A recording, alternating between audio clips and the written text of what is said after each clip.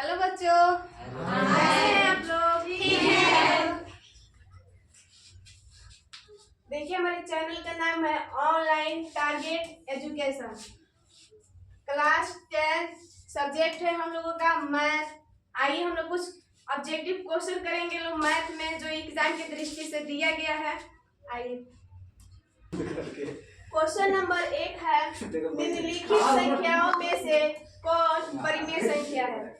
परिमेय संख्या उसे कहते हैं जो p/q के रूप में रहता है, चाहे q 0 के नॉट बराबर होता है, उसे परिमेय संख्या कहते हैं। √7 ये परिमेय संख्या नहीं है, कैसे कि ये p/q के रूप में नहीं है, इसीलिए गलत है। बी में कह रहा है √20, 20 को तोड़ेंगे, 2 से लगाएंगे 10, 2 से लगाएंगे 5, ये हो रहा है 2√5। ई अपरिमेय संख्या है, कैसे कि ए p/q के रूप में नहीं है, इसलिए यह भी गलती है। अब सी कह रहा है √2/8, तो यहाँ 8 के तोड़ेंगे, 2 से लगाएंगे 4, 2 से लगाएंगे 2, इसका आ रहा है 2√2/√2।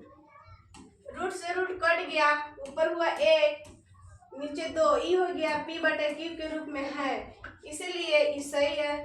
अब कह रहे डी √3 है, जो p/q के रूप में नहीं है, इसलिए यह ऑप्शन गलत है। दूसरी का क्वेश्चन है, निम्न में से कौन अपरिमेय संख्या है?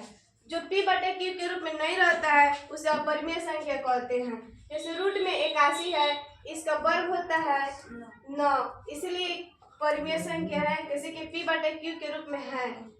बी में है √9, 9 को तोड़ेंगे, 3 से लगाएंगे तो 3, इसका वर्ग हो जाएगा 3, ये भी p/q के रूप में है, परिमेय है, इसका ऑप्शन गलत है। इसको देखेंगे 4/16, 4 को तोड़ेंगे, 2 से लगाएंगे 2, 16 का होगा, 2 से लगाएंगे 8, 2 से लगाएंगे 4, फिर 2 से लगाएंगे 2, इसका आ रहा है 4, 2/4 कटाएंगे 1/2, p/q के रूप में है, यह 191, इसका कोई वर्ग नहीं होता है, इसीलिए यह अपरिमेय संख्या है। हेलो बच्चों, आज हम देखेंगे चैप्टर 1 क्लास 10 के चैप्टर 1 के कुछ ऑब्जेक्टिव महत्वपूर्ण प्रश्न जो एग्जाम की दृष्टि से महत्वपूर्ण है। जैसे कि हमारा 2 क्वेश्चन था जो हमारे मित्रों ने हल कर चुका है, तीसरा क्वेश्चन हमें मिला हल करने के लिए। आइए हम देखते हैं। जैसे कि लिखा है, परिमेय संख्या और अपरिमेय संख्या का योग से कौन सी संख्या बनता है? जैसे कि हम उदाहरण में देख सकते हैं, 2 + √2 बराबर आएगा 2 + √2, यानी हमेशा परिमेय संख्या और अपरिमेय संख्या का योग हमेशा या सदैव अपरिमेय संख्या होता है, जैसे कि हमारा ऑप्शन होगा बी नंबर। समझ में आया आप लोगों को? अगला क्वेश्चन देखें। निम्नलिखित में से कौन सबसे छोटी अभाज्य संख्या है? तो हमारा ऑप्शन होगा डी नंबर। निम्नलिखित में से कौन सबसे छोटी भाज्य संख्या है? जैसे कि हम कह सकते हैं, जिसका गुणनफल 2 या 2 से अधिक हो उसे हम भाज्य संख्या कहते हैं। जैसे देखेंगे हम 2 का, तो 2 का गुणनफल आएगा हमारा, उसके बाद 4 देखेंगे, 4 का गुणनफल आएगा, इसका लेगा 2, 2 से भी हो जाएगा, फिर 1 से भी हो जाएगा और 4 से भी हो जाएगा, तो हमारा हो जाएगा सी नंबर ऑप्शन सही होगा। समझ में आया? Yes sir.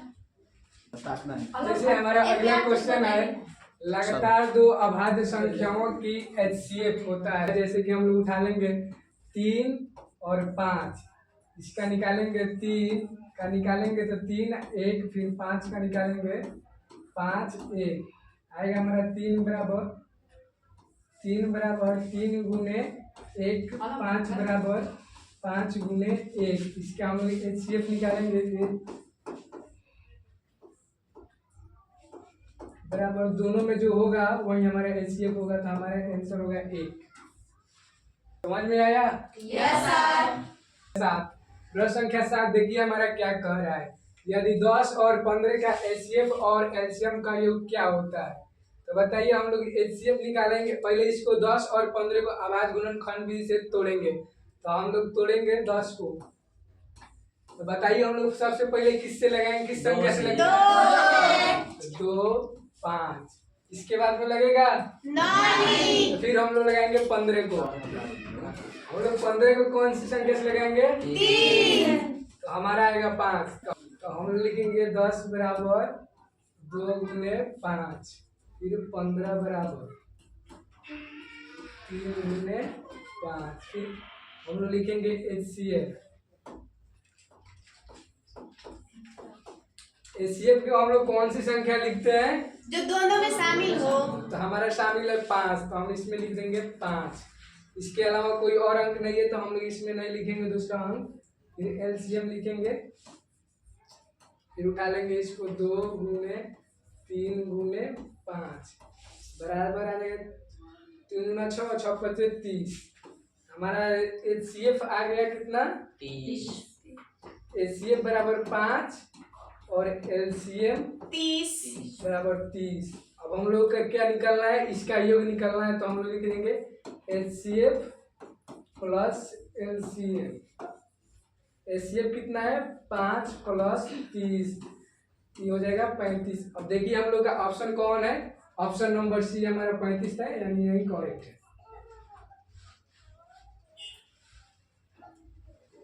और अगला क्वेश्चन क्या करें, देखिए, यदि 25 और 30 का एचसीएफ और एलसीएम का गुणनफल क्या होगा? तो फिर हम लोग 25 और 30 को फिर अभाज्य गुणनखंड विधि से तोड़ेंगे। तो 25 को तोड़ेंगे तो 25 को कौन सी संख्या से भाग देंगे हम लोग? 5। यहाँ पर हम लोग का 5 आ जाएगा। और फिर 30 को भी तोड़ेंगे। 30 में कौन सी संख्या से भाग देंगे? 2। इसका आ जाएगा 15। 15 में कौन सी संख्या से? 3 आएगा 5। फिर हम लोग लिखेंगे 25 बराबर 5 गुने 5 और 30।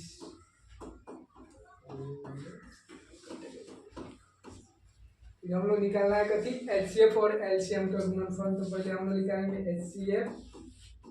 एचसीएफ वो संख्या होता है जो दोनों में समान होता है। हमारा समान है 5। हम लोग लिखेंगे 5, लिखेंगे 5, फिर एलसीएम। एलसीएम लिखेंगे, एलसीएम बराबर 2 गुने 3 गुने 5 गुने 5 बराबर 3 गुना 6, 6 पचे 30 और 30 पचे 150। फिर हमारा क्वेश्चन क्या कर रहा है? एलसीएम और एचसीएफ का गुणनफल क्या होगा? तो हम लोग गुणन करेंगे एलसीएम गुने एचसीएफ। हमारा एलसीएम कितना आया है? तो 150 हमारा एलसीएम है और गुने एचसीएफ 5। तो हमारा हो जाएगा 0 के 0, 5 25 के 5 आपने 2 और 5 2 7, देखिए 750। हमारा ऑप्शन नंबर ए मिल रहा है, सही है। चलो चलिए।